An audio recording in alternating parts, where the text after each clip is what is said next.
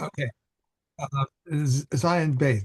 If one pronounces a vowel on his Hold on, we're in Zion. We're in Vav first, and I'll do Zion base for you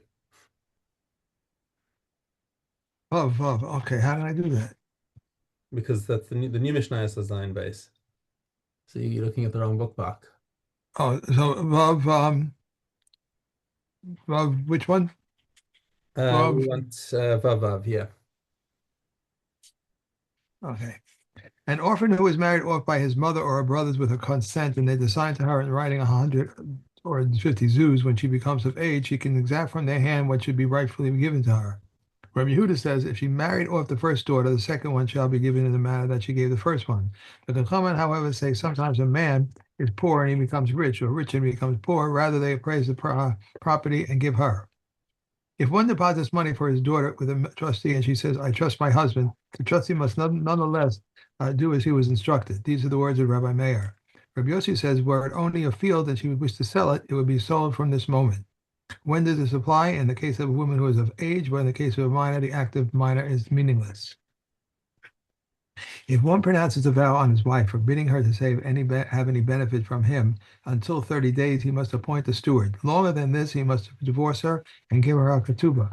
Rabbi Yehuda says, in the case of a non-Kohen, 1 month he may keep her as his wife. 2 months he must divorce her and give her the ketubah. But in the case of a wife of a Kohen, 2 months he must keep her, though 3 months, and he must divorce her and give her the ketubah.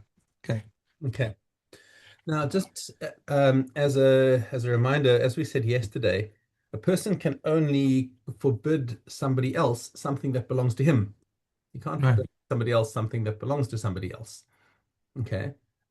So when you look at this Mishnah, and it started with Hamadir ishto shelo titom echad mikol haperos. He makes a neder that his wife should not taste any fruit. He can't do that. Right. Rather, what does this mean? Is that his wife made the neder. His wife was upset and said, "Oh, this apples are asur to me. Apples are cherem to me." Um, and the husband heard this. And remember, the husband has got the power to be mefer her nedarim. He can annul her vows and say, okay, that's going to ruin your happiness. It's going to, and if it upsets your happiness, it's going to upset my happiness. So the husband has the power to annul them. But in this case, what happened is that the husband heard it and said, you know what? Shkoyach, I'm supporting you in this vow. I'm not going to annul it. Okay. Now, in this particular case, he's causing her pleasure not because he is angry, but because he is in a state of cold anger. Cold anger. He's not the one who made the neder, but he heard it and said, "You know what? Let's teach her a lesson."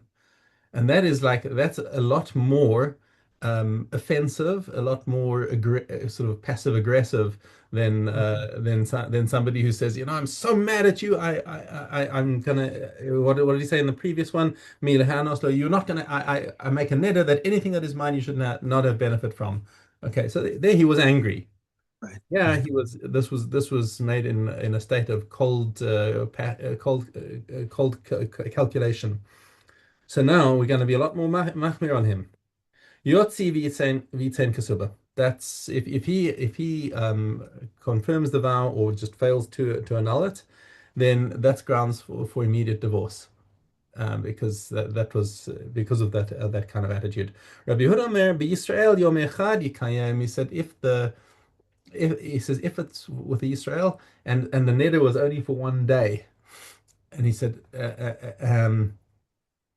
and he heard the vow and said for the next day and Paris asked to me and he said he said that's okay, that's acceptable, she'll get past it, but even 2 days yotzi v'yiten kasuba, but if it's more than that, then he must divorce with a So kohenes, but with the wife of a kohen we give an extra day. 2 days he doesn't have to divorce her, but 3 days even the kohen has to divorce her.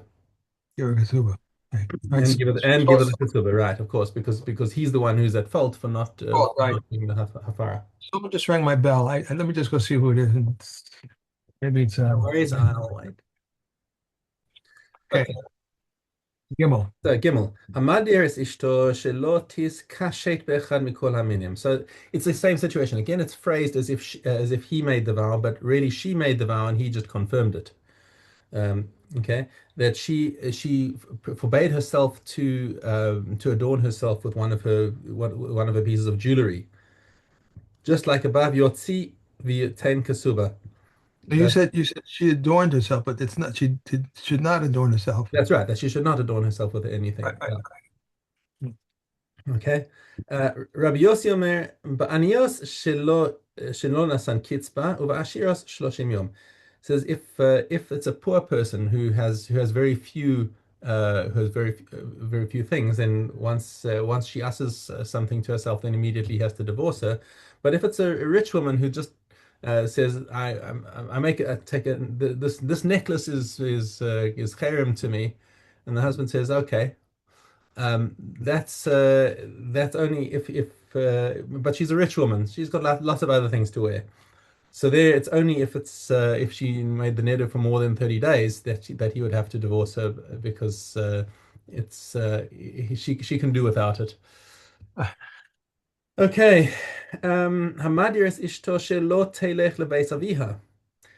He confirms his wife's vow that she will not go to her parents' house. Okay. So again, that was something that she did in anger, and he listened to and said, I'm actually kind of happy that you're not going to your parents' house.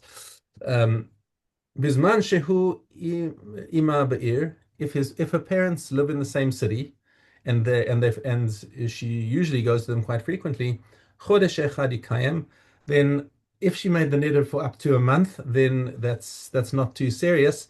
But shnayim yotzi v'yiten kesuba. But if it's more than that, then he has to divorce her because he confirmed her um, and it'll be painful to not to be able to go to her parents more than a month.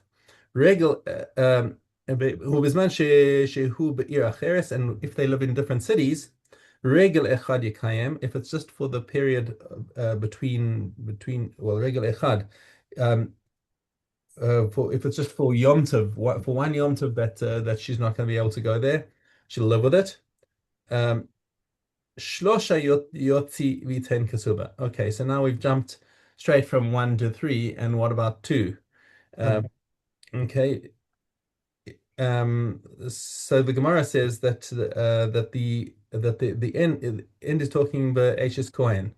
So what we've got the Mishnah that is incomplete.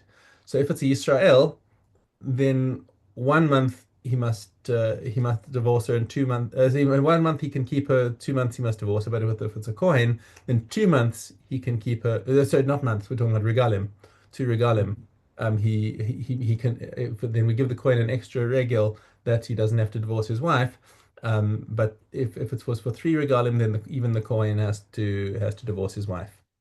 It seems pretty serious that these netters allow someone to divorce someone. It's Not allow, not allow. They they they must. mean that they must. Of course, Right. this is only if the wife demands it. I mean, if the wife says, you know what, it was my bad, and I guess I shouldn't have made that nether, but let's just move on, and then whatever. No court is going to come and intervene. It's a situation where the wife drags the husband into Beis Din and says, I got all upset. I made a nether, and he said shkoyach, and I can't live with a man who'll do that to me. The court will say, you're right. Husband, give her a kasuba. Divorce her and give her a kasuba. Can he remarry her? If he's Israel, yes. Yeah, if it's But, Israel, but of yeah. course she has to consent. Right, right. Okay. All right. Daled Vav. The father is not liable for his daughter's support. This exposition did Eliezer ben Azariah expound before the comment in the Academy of Yavna. The sons will inherit and the slaughtered daughters will be sustained, just as the sons inherit only after the father's death. So are the daughters reported only after the father's death. If he did not write a ketubah for her, a virgin could take 200 Jews and a widow 100 because it is a condition established by the court.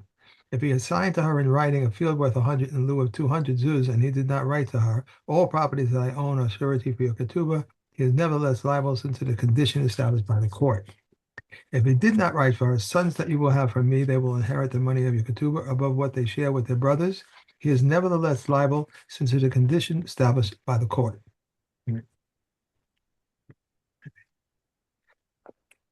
And one more. Yavam. No, Yavam. there's one more in Kesubos. We wanted to do Ches as well. Really? Yes. I finished it. Oh, okay. One, two, okay. Here we go. If he did not write, daughters that you have will that you will have from me shall live in my house and be supported for my property until they are married, he is nevertheless liable since it is a condition established by the court. Okay. Vamos. Okay. Yud Vav.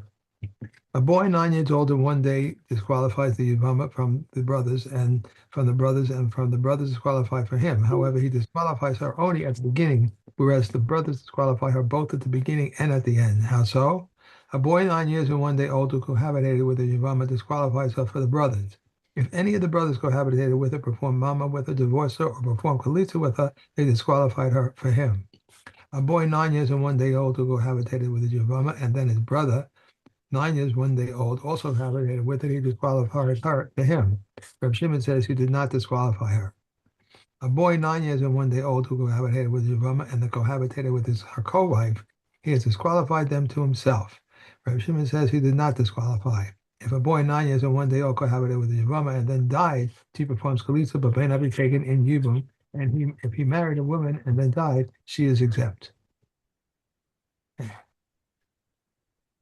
Sukkah. Hey, the base. On the conclusion of the first festival day of Sukkot, they descended to the women's court where they made a great improvement. There were golden candelabra there with the four golden bowls atop them, four ladders for each candelabra, and 4 youths from among the young people holding pitchers of oil containing 120 log, which they poured into each bowl. For the worn-out trousers of the Kohanim and their belts, they made wicks, and the wood would kindle them. There was not a courtyard in Jerusalem that was not illuminated by the base of Shemitah. Devout men and men of good deeds would dance before them with flaming torches that were in their hands, and would utter words before them, words of song and praise. And Levium with harps, lyres, and cymbals, trumpets, and countless musical instruments stood on the 15 steps that descend to the court of the Yerushalayim and the Yerushalayim on the women's court, corresponding to the 15 songs of ascent and psalms. Upon them, the Levium would stand with musical instruments and chant songs. Two Kohanim stood at the upper gate at the central court of Yisraelim, and their backs were toward the sanctuary. The faces toward the east, and they bowed eastward toward the sun, but as our eyes are toward your Rabbi Huda says they repeated and said, "We offer you," and toward Yahweh are our eyes. Okay. Okay. Yeah. And Trumos. Okay. Yud Dalit. If one heated an oven with cumin in a truma and baked in it, the bread is permitted since there is no taste but only the aroma of cumin. The fenugreek fell into a wine bottle, truma or ma'aser sheni, if the seed was sufficient to impart a flavor but not the stalk. If of the 7th year of vineyard, kalayim or hegdish, if the seed and the wood impart a flavor. If one had bundles of fenugreek of vineyard kalayim, they must be burned. He had bundles of table of fenugreek, he must beat them and calculate how much seed they contain and separate from that seed. But he need not separate from the stalks. If he separated, he must not say, I shall beat and take the stalks and give the seeds, but he must give the stalks with the seeds. Okay. Oh, halos. Oleos. Okay. Good olive chet. A cistern inside a house contains a candelabrum whose lamp sides protrudes upward. The olive pressing basket lies on the lamp stand in such a way that the candelabra were removed. The olive pressing basket would rest on the cistern. Beit Shammai says the cistern remains tahor and the candelabra remains tamei, whereas Beit Hillel says the candelabra also remains tahor. They both agree that if removing the candelabra cases causes the olive press basket to fall, everything becomes tamei. Utensils that are between the edges of the olive press basket and the edges of the cistern remain tahor, even if they are deep within the ground. If there are tumah inside the cistern, the house becomes tamei, and if there is tumah inside the house, utensils that are inside the walls of the cistern remain tahor when they are in an area that has been hand with cubed. When they are not, they become tamei. If the walls of the cistern extend farther than the house, in either instance, they remain tahor. A board is placed on top of the new oven and extends a handbreadth on all sides. If there is tumor beneath the board, utensils above it remain tahor. If there is tumor above the board, utensils beneath it remain tahor. However, in the case of an old oven, the oven remains tameh and Rav Yochanan ben Nori rules a tahor. If the board is placed on top of two ovens and there is a tumor between them, they become tameh. Rav Yochanan ben Nori declares them tahor. Okay. Avodah Zarah. Okay. Aleph test. Even in a piece in which they said it is permitted to rent, even in a place in which they said it was permitted to rent, they did not say so for a place of dwelling because it brings idols into it, as is written, do not bring an abomination into your house. In any place you should not rent him a bathhouse because it's called by its name. One may not enstable an animal in the inns of idolaters because they are the suspect in regard to bestiality. Nor may a woman be alone with them because they are suspect in regard to immorality. Nor may a person be alone with them because they are suspect in regard to murder. A Jewish should not assist an idolatress in childbirth because she causes the child to be born to idolatry. But an idolatrous woman may assist a Jewish in childbirth. A Jewish should not nurse the child of an idolatrous woman, and the idolatress may nurse the child of a Jewish in her domain. One may seek medical treatment from them for his possessions, but not for personal healing. One may not take haircuts from them in any place. The other words of Rebbe Meir, but the sages say in a public place it is permitted, but not in a private between him and him. Okay. That's it. Wait, what happened over here? Something like, I paid stuff. Okay. All right, good. All right. Okay. Have a good Shabbos. And Have a quiet, great job. restful Shabbos. I'll try to get the cat here off here. It's that visible, huh? Thank you. Yes. Be well.